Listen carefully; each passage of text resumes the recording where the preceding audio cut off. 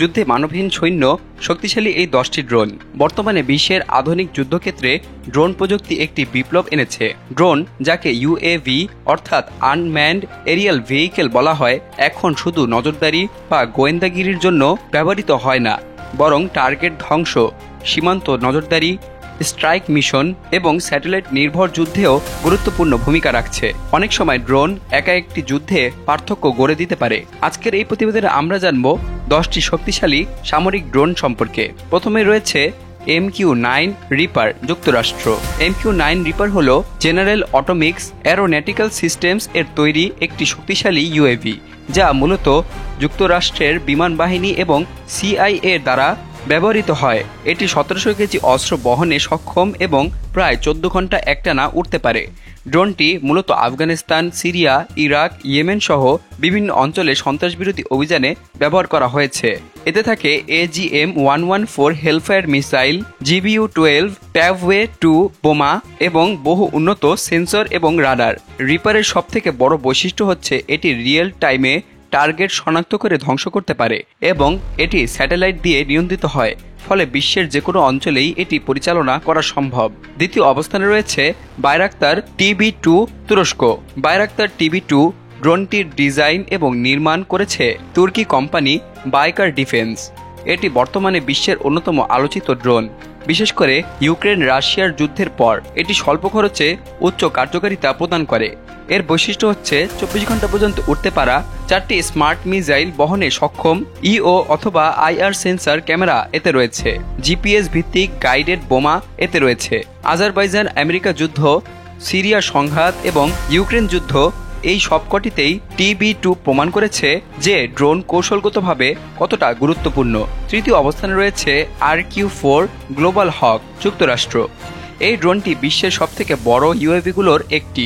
এটি তৈরি করেছে নর্থরোপ গ্রুম্যান এবং এটি মূলত বিস্তৃত এলাকায় নজরদারি এবং গোয়েন্দা তথ্য সংগ্রহে ব্যবহৃত হয়। এর বিশেষ দিক হচ্ছে প্রায় 30 ঘন্টা একটানা উড়তে সক্ষম, 60,000 ফুট উচ্চতায় উড়তে পারা, উচ্চ রেজুলেশনের সেন্সর, ইনফ্রারেড এবং সিগন্যাল ইন্টেলিজেন্স প্রযুক্তি এতে যুক্ত থাকা। RQ-4 ড্রোন এমনকি স্টেলথ ফাইটার জেটের গতিবিধিও শনাক্ত করতে সক্ষম। এটি যুক্তরাষ্ট্র ছাড়াও ন্যাটো এবং জাপান দ্বারা ব্যবহৃত হচ্ছে। চতুর্থ অবস্থানে রয়েছে উইংলং-2, চীন। চীনের শেংডু এয়ারক্রাফট ইন্ডাস্ট্রির তৈরি এই ড্রোনটি রিপারের অদলে নির্মিত।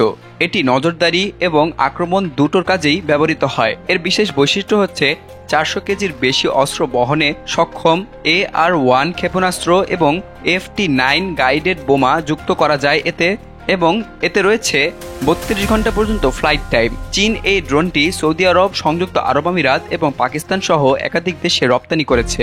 যুদ্ধক্ষেত্রে এর কার্যকারিতা ইতিমধ্যে প্রমাণিত। পঞ্চম অবস্থানে রয়েছে হিরন TP ইটান, ইসরায়েল। হিরন TP Israel aerospace industry IA এর তৈরি, যা অনেক বেশি ভারী এবং দীর্ঘ সময় আকাশে থাকার জন্য উপযুক্ত। এটি 100 কেজির বেশি অস্ত্র বহন করতে পারে। ইউএভি হিসেবে মানববিহীন হলেও ফাইটার জেটের মতো কাজ করতে পারে। ইলেকট্রনিক এবং সিগন্যাল ইন্টেলিজেন্সে এটি পারদর্শী। হিরন TP আন্তর্জাতিক বাজারেও বেশ জনপ্রিয়। এটি ভারত, ব্রাজিল, জার্মানির মতো দেশগুলো ব্যবহার করছে। ষষ্ঠ অবস্থানে রয়েছে CH-5 রেইনবো, চীন। CH-5 রেইনবো হল অন্যতম বড় আকারের উন্নত আক্রমণাত্মক ইউএভি। এটি উইংলং-2 এর থেকে বেশি ক্ষমতা সম্পন্ন।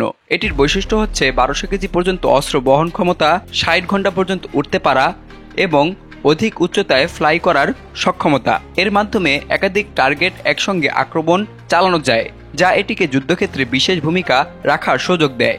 সপ্তম অবস্থানে রয়েছে জেনারেল অ্যাটমিক্স অ্যাভেঞ্জার, যুক্তরাষ্ট্র। এটি একটি স্টেলথ ইউএভি, অর্থাৎ এটি রাডারে অদৃশ্য।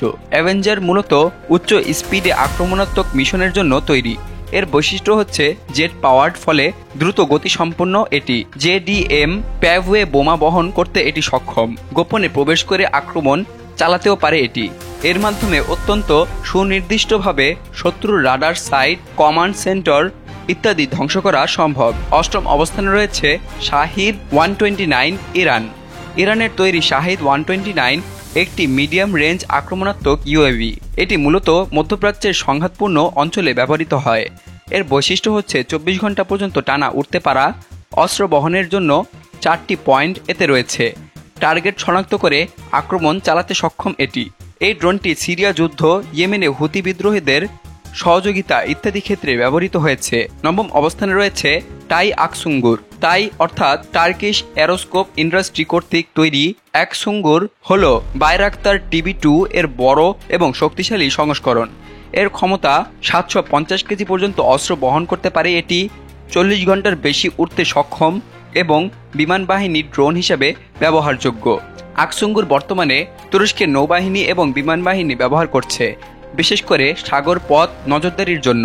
10ম অবস্থানে রয়েছে এলবিট হেরমেস 900 ইসরায়েল। এই ড্রোনটি মূলত সিভিল এবং মিলিটারি নজরদারির জন্য ব্যবহৃত হয়। এটি হালকা এবং দীর্ঘ সময় ফ্লাইটের জন্য উপযোগী। এর বৈশিষ্ট্য হচ্ছে ইউও এবং IR sensor mission management system.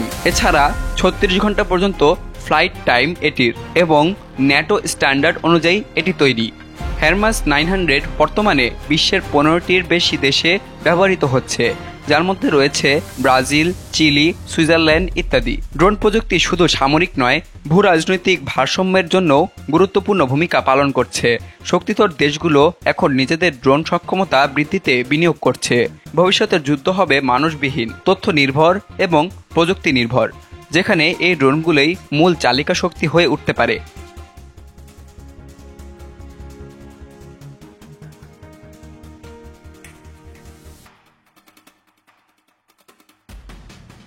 বিলিয়ানুর, news desk, Bangladesh কণ্ঠ, ঢাকা।